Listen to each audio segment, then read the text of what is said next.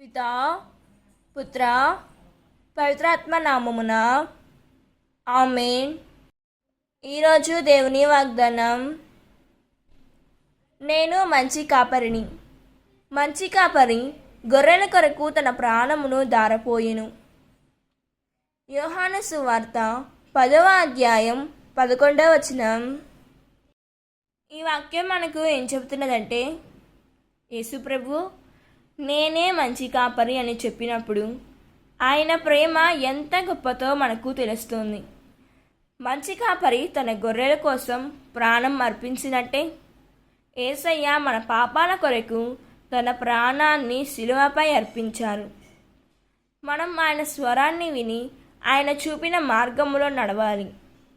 ఆయనలోనే నిజమైన రక్షణ, సమాధానం మరియు నిత్య జీవం ఉన్నాయి. దేవుడు ఈ వాక్యం వింటున్న ప్రతి ఒక్కరిని దీవించునుగాక. ప్రార్థన. యేసయ్య, నీవే మా మంచి కాపరివి.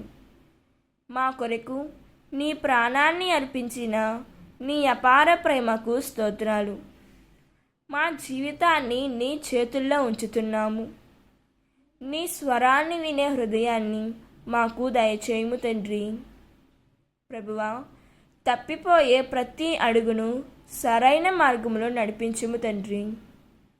నీ ప్రేమలో ఎల్లప్పుడూ నిలిచే కృపను ప్రసాదించుము యేసయ్యా. ఆమేన్. God bless you.